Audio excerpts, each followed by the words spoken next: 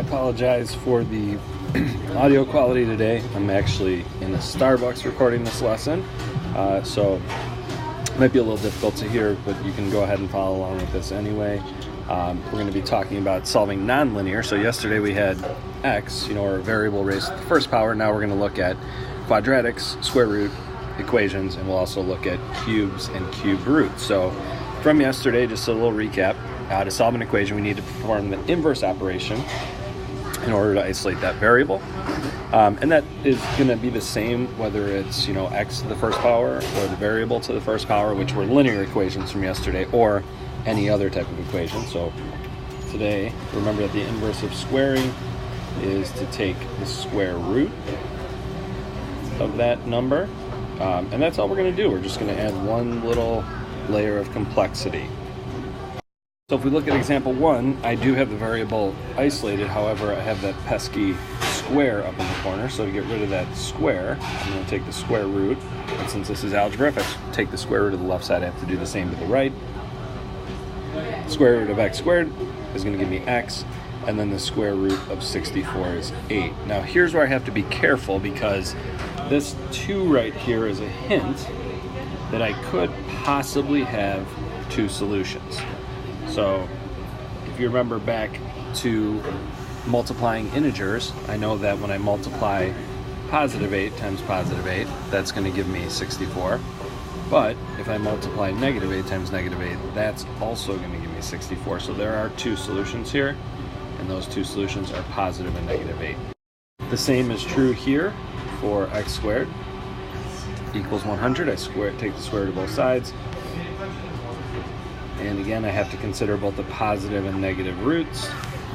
So my answer is positive and negative 10. Now let's talk for a second about why we have to do that. We use the positive and negative because if I'm going to get a number here, and let's just use that 10 as an example, because if I do positive 10 times positive 10, that's going to give me 100. If I do negative 10 times negative 10, that would also give me positive 100. So there are 2 possible solutions here. So when we put the radical there, when we put that square root there, we have to consider both the positive and the negative root. So there are 2 solutions. So go ahead and try these 2 practice problems, A and B. Pause the video, see what your solution or solutions are, and then we'll move on. Okay, so those 2 solutions. For practice A, you have positive or negative 9. For practice B, you have positive or negative 18. Okay, so now what we're going to do is we're going to do the same thing for quadratic functions, but we're just going to dress them up a little bit differently. Now we have to isolate what is being squared. That's the really important thing in these problems. So let's go ahead and take a look at example 1. So for number 1, what we're looking at is we're squaring the x and not the 5. So what I want to do is I've highlighted this x squared in green. I want to get that x squared by itself. So in order to do that, I need to divide by 5. So I cannot take the square root first, otherwise it's going to make this problem a whole lot more complicated than it should be or needs to be. So I divide both sides by 5. I get x squared is equal to 4. Now I can do the inverse operation, which gives me x is equal to positive or negative 2. So that's example 1. Now if we move over here to example 2, again, what I'm trying to isolate here is this x squared. So I need to figure out a way to get x squared by itself. So I kind of just treat it like I would treat x plus 7. So I'm going to subtract 7 from both sides. I'm going to get x squared is equal to 81. Then I can, sorry about that, perform the inverse operation, and I can go ahead and get my answer, which is x is equal to positive and negative 9. Sorry for jumping around. My palm keeps hitting the screen. Okay, now here we have grouping symbols. So we have the quantity x plus 1 squared. And I'm trying to get that entire, well, what we're doing is squaring that entire highlighted green area, which means I need to get rid of that squared before I can go ahead and work on what's inside. So I cannot subtract 1 from both sides, so I need to get rid of the squared. So I do the inverse operation. and I need to do the same thing on the other side. So I get plus or minus 3, so I'm following the same rules. Now I actually have to separate this into two problems. So I'm going to have x plus 1 equals positive 3, and I'm going to have x plus 1 equals negative 3, and then I'm going to subtract 1 from both sides. So this is going to be x equals 2, and then this is going to be x is equal to negative 4. So on this one, I actually had to break it into two problems, because when I had x plus 1 is equal to positive and negative 3, that was not my last step, so I still had to do more. So let's go ahead and why don't you guys try 4 through 6, and I'll show you the solutions and we'll talk about those problems. So go ahead and pause the video and complete 4 through 6. Okay, so for example 4, and you're trying to isolate that x squared, so I'm going to add 8 to both sides, then divide both sides by 2, then I have my x squared equals 16. Take the square root, I end up with positive and negative 4 for my x values. If we move over here to 5, I need to get rid of that 2 in the denominator first, so in order to do that, I need to make sure that I multiply both sides by 2. When I do that, I get x squared plus 2 equals 38, and all I care about is solving for that x squared. The plus 2 comes after it. It's not inside of parentheses or anything, so I'm going to subtract 2 from both sides to get x squared equals 36, and x is equal to positive and negative 6. And then I go here to 6, and if you notice what I highlighted here in green is the quantity x minus 3 squared, so I need to get rid of that 2 on the outside first because we're not squaring that, so I divide both sides by 2. Then I end up with the highlighted green portion, and I can't go inside of there and start working until I get rid of the squared, so I have to take the square root of both sides, which gives me x minus 3 plus or minus 5, or positive or negative 5. So I separate that into two problems. X minus 3 equals 5, x minus 3 is equal to negative 5, and then I get x is equal to 8, or x is equal to negative 2.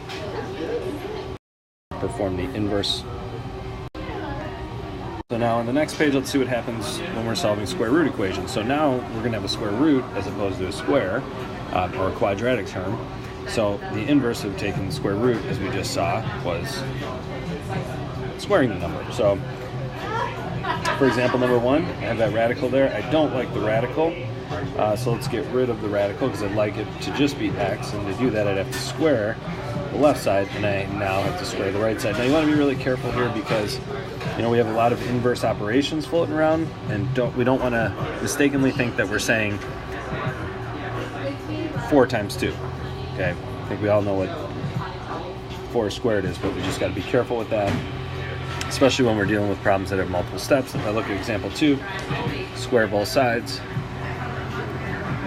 and I get x is equal to 144. There's only one solution to that problem. All right, now you go ahead and try practice problems A and B.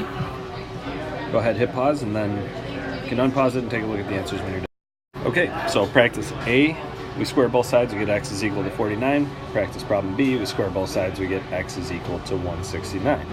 So let's get a little bit more difficult here on this practice problem. Again, I'm just going to keep highlighting what I need to isolate.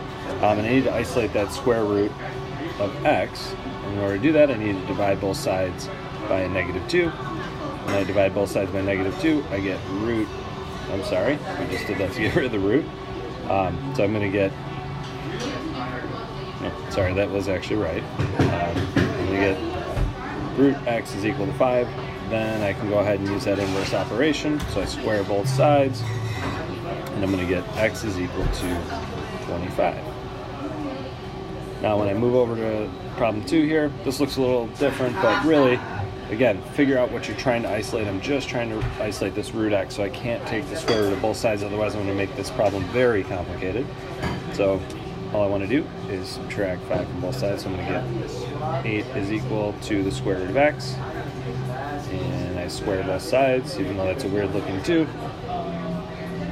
And I get 64 is equal to x. And finally, problem 3. Again, we just want to isolate this portion. So let's figure out what we need to do to get that portion by itself. I need to subtract 1 from both sides. On the right, I'm going to have 2 times the square root of x. Again, that highlighted red part, which would be this piece right here, is the thing I need to isolate. So I divide both sides by 2. I get root x is equal to 4. Then I can use that inverse operation, square both sides, and I get x is equal to 16.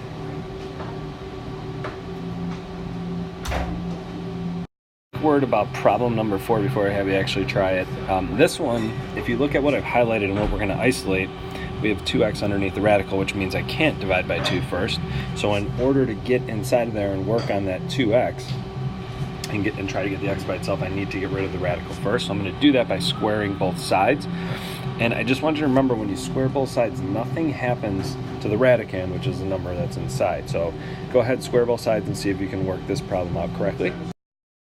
Okay, and if you work it out correctly, you square both sides. Now that frees that 2x, and then I square the right side, I get 64. So now I can divide both sides by 2, and I get x is equal to 32. So go ahead, 5 and 6 are a little more complicated, but let's try those problems and see what we get for answers. Again, for 5, don't make this too complicated. The 4x plus 20 is stuck underneath the radical, so the square is only going to undo the square root, which when I square the left side is going to give me 4x plus 20. On the right side, I square the 10. It's going to give me 100. Subtract 20 from both sides, then divide by 4. I get x is equal to 20. And then number 5, again, I have to be careful with what exactly is underneath the radical, and that's a 3x. That 5 is not, so I don't want to square everything, because again, I mean, you could solve it that way, but it's really going to make things complicated. So we get rid of the 5 by dividing both sides by 5. I get square root of 3x is equal to 6, so I square both sides, and I get 3x is equal to 36, and then I divide by 3, and then the answer is 12. So let's move on to cubes and cube roots now. So our cubes are going to work exactly the same. The inverse of a cube is going to be the cube root, or the third root. Okay, so that is a radical with an index of 3.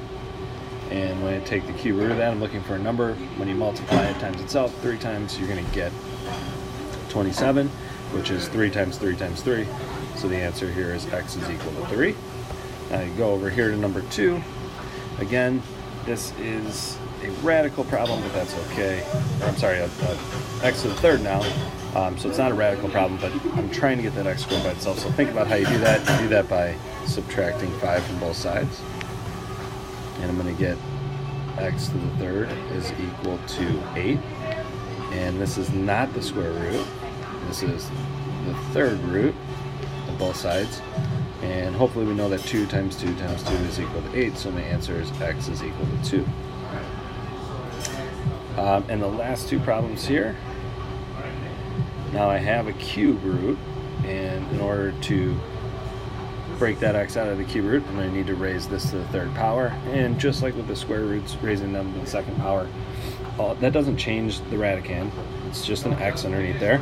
And then I do 4 times 4 times 4. Again, don't think that this is 4 times 3. It's really an easy mistake to make. 4 times 4 times 4 is 36. And then finally, moving on to the very last example, think of what you're trying to isolate. I'm trying to isolate this little piece here. So I'm going to have to subtract 8 from both sides. And we have a really interesting little thing in this problem. So it's the third root of x is equal to 6. We're going to go ahead and raise this side to the third power and that side to the third power once again, which, you know, the left side's going to act like it normally does. But now, remember that this is negative 6 times negative 6 times negative 6. So this is going to be negative 216 squared. So you can, you know, when we squared all those numbers, you know, positive or negative, when you square it, it's going to be positive. But in this case, the cube roots, or I'm sorry, the numbers that I cube can end up being negative. Okay, so that is the notes for Unit 3, Section C. The homework for tonight is going to be Unit 3, homework Section 3, so do Worksheet C. Make sure to go back, you know, if you see examples that are confusing you or, you know, are giving you a little bit of difficulty, try and look back at these examples and try and use those examples that we did and perform the same type of operations that we did and the same type of inverses that we did. Okay, thank you.